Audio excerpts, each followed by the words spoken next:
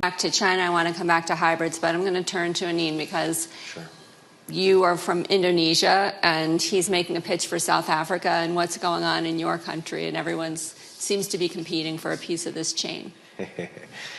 I think Indonesia wants, and to a certain extent need to be in the EV supply chain ecosystem because we have the willingness and also the ingredients to be there and contributing to the world.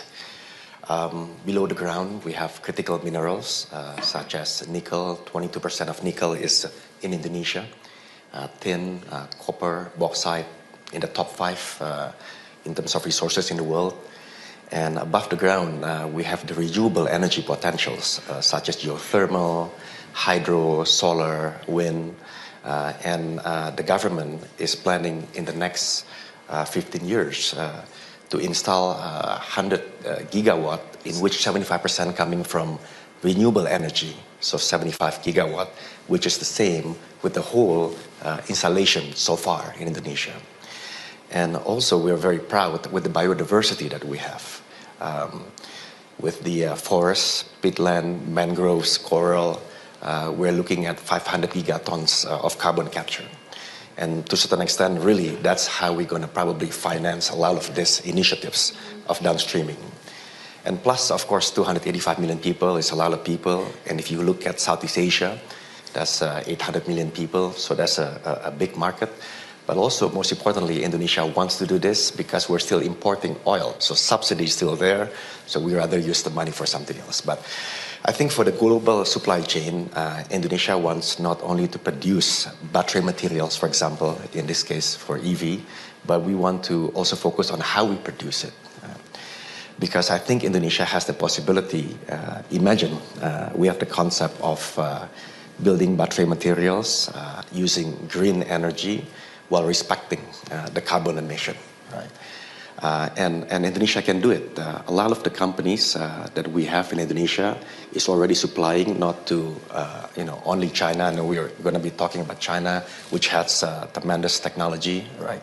But also to Europe with Eramet, for example, the company, or Volkswagen, or to the US, with Ford, for example. So the big standard like IRMA 50, hopefully in September, Indonesia as a whole can do that.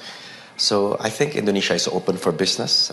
We would like to say we're an equal opportunity supplier for the sake of discussion. And I think that's why it's quite exciting. And one more angle I would like to add. As you know, Indonesia is an archipelago. We have 17,000 islands, but that's a little bit of misnomer because we have 5 very big islands, right? So by nature, I think the concept of industrial clusters is important for us.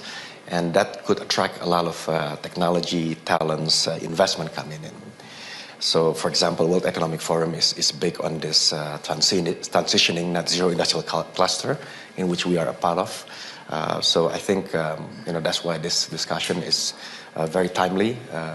We have a new president 90 days ago inaugurated, and one of his main agenda is to do a good downstreaming in every single critical minerals.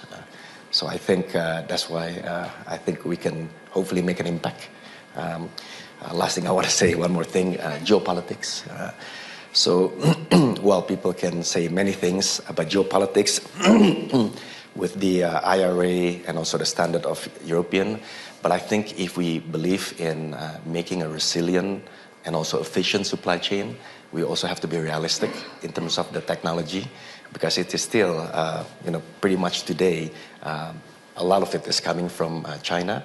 60% of the EV sales, 70% of the battery sales is still there.